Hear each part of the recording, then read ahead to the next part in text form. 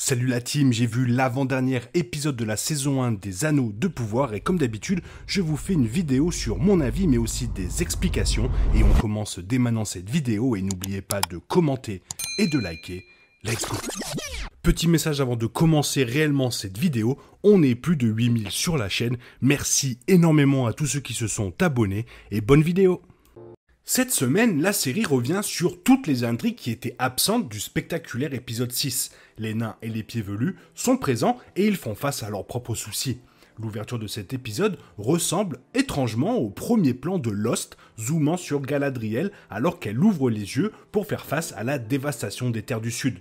Puis, on va pas se mentir, disons que c'était un magnifique plan de destruction qui a réussi à 200%, tout est recouvert de cendres et Galadriel doit éviter un cheval en flammes tout en cherchant des survivants parmi les décombres.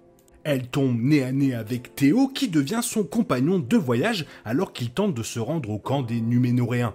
Difficile de se positionner quant à Théo, j'avais l'impression qu'il pouvait être celui qui avait délivré Hadar et rien n'est confirmé dans l'épisode, puis la semaine dernière, il semblait vouloir une nouvelle fois utiliser l'épée et dans cet épisode, finalement, il semble prendre un tout autre tournant. Les Numénoréens sont également dévastés, Isildur perdant l'un de ses meilleurs amis, puis on a l'impression que lui aussi pourrait être mort, mais de toute évidence, il ira bien étant donné qu'il a un long avenir devant lui. Alors je vois bien le cheval le retrouver et l'aider à l'image du cheval d'Aragorn dans Le Seigneur des Anneaux. Mais ce qui est le plus troublant dans sa prétendue mort, c'est l'impact qu'elle a sur le père d'Isildur, Elendil, maintenant sur le chemin de retour de Numénor. Reste à savoir comment cela se passera avec la reine régente et comment il va gérer. Numénor a sauvé les habitants des terres du Sud du massacre d'Adar et de ses orques, mais leur mission ressemble à un échec total puisque la terre a été détruite et beaucoup de personnes sont mortes dans l'éruption volcanique. Myriel, aveuglée, rentrera chez elle et s'apercevra plus difficilement des changements pendant son aventure en Terre du Milieu. Elle ramène avec elle un capitaine démoralisé qui voudra retourner en Terre du Milieu, d'autant qu'il reste plus personne à protéger. Myriel va-t-elle tenir sa promesse ? L'éruption du volcan a eu des conséquences sur l'endroit où les pieds velus se rendaient, et c'est un terrible choc après ce long trajet d'arriver sur une terre brûlée par l'éruption. Sadok Burrows est naturellement désireux d'aider son peuple en faisant appel au pouvoir de l'étranger, mais Poppy et Nori sont réticentes compte tenu de la dangerosité de celui-ci.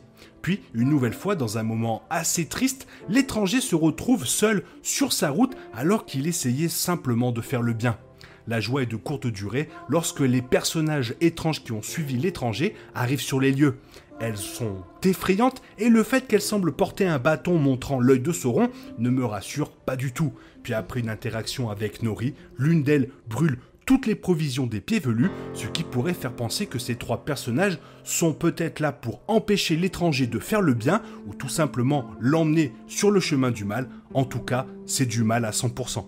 Cela démontre également qu'une d'elles possède des capacités magiques importantes. Heureusement, les pieds velus ne considèrent pas cette destruction comme la fin et se mobilisent pour aider à protéger leur étrange allié de toutes les manières possibles. Et pendant ce temps, Durin et son père s'affrontent à Khazad-dûm à propos de l'utilisation du mithril.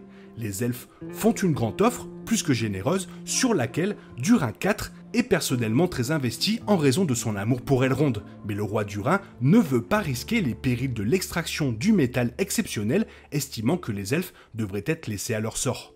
Durin est prêt à accepter le choix de son père jusqu'à qu'il voit la capacité de purification du mithril en action et parte en expédition minière avec Elrond, découvrant à quel point la montagne pullule de mithril. Ce sont des scènes puissantes montrant le conflit entre familles retrouvées et familles de sang, en particulier dans une société aussi traditionnelle que les nains.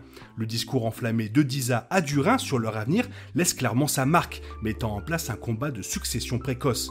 Perso, moi j'ai un petit crush sur Disa, elle chante, elle est forgeronne, elle a du caractère, je suis amoureux, bref.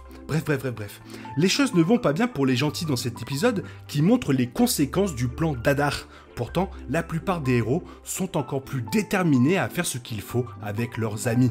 Un épisode en dessous de la semaine dernière qui n'est probablement que le calme avant la tempête. Passons à Halbrand qui depuis le début peut cacher un terrible secret. Il avertit Galadriel de manière inquiétante que les apparences peuvent être trompeuses. lors de leur première rencontre amère, a affirmé avoir commis de graves péchés dans le passé et sacrifié ses compagnons pour s'échapper. Pendant son séjour à Númenor, Halbrand a manipulé Galadriel et Myriel l'une contre l'autre, a chuchoté à l'oreille de Pharazôn, comme le fait Sauron dans les livres, et a révélé ses compétences de forgeron. Halbrand s'est déclaré roi des Terres du Sud juste avant que la région ne se transforme en Mordor et, le plus convaincant de tout, cherche mystérieusement à se venger d'Adar, le même qui a dit qu'il avait tué Sauron. Selon les livres de Tolkien, le déguisement que Sauron utilise pour tromper les elfes d'Eregion et Anatar. Il est décrit comme un visage juste et Halbrand correspond certainement à cette description. Mais il n'est pas encore en mesure de distribuer des cadeaux. Il n'a pas encore été appelé Anatar. Alors peut-être que Halbrand remercie les elfes qui le soignent avec un cadeau spécial et Anatar deviendra une sorte de surnom. Alternativement, les dirigeants royaux du Seigneur des Anneaux adoptent souvent des noms uniques une fois qu'ils montent sur le trône. Aragorn, par exemple, est surnommé le roi Elessar, et maintenant que Halbrand est officiellement roi des Terres du Sud, Anatar pourrait devenir son pseudonyme. Avant l'épisode 7, l'un des arguments les plus convaincants pour Halbrand étant Sauron était que le nouvel ami de Galadriel n'avait aucun lien avec les elfes ou le projet de forge d'Eregion. Halbrand ayant besoin de médicaments que seuls les elfes possèdent est l'excuse parfaite pour se rapprocher de la race elfique super secrète et gardée en permanence. Personne n'a vu Halbrand subir sa blessure non plus, ce qui signifie que cela aurait pu être orchestré comme une route vers le territoire des elfes.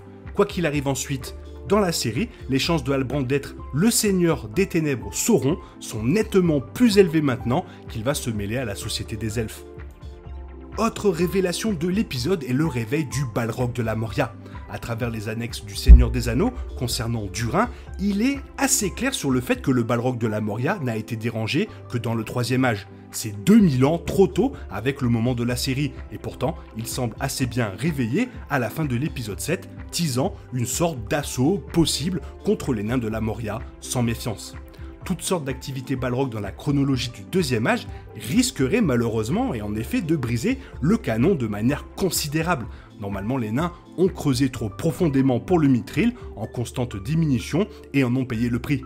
Pendant le règne de Durin III, l'opération du Mithril de la Moria a à peine commencé, donc le Balrog attaquant ici ne fonctionnerait pas thématiquement et surtout pas du tout.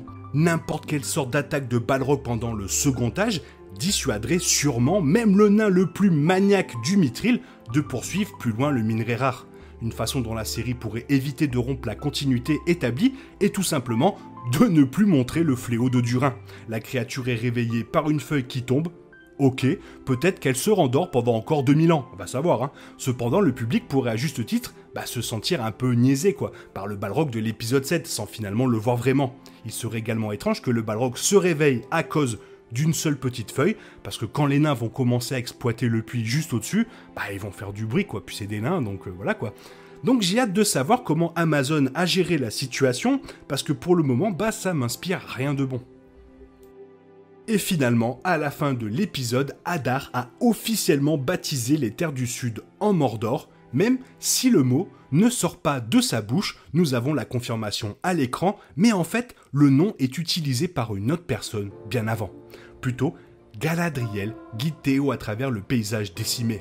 Lorsque le jeune demande pourquoi les orques causeraient une telle dévastation, Galadriel répond « pour en faire leur maison, leur terre de l'ombre ».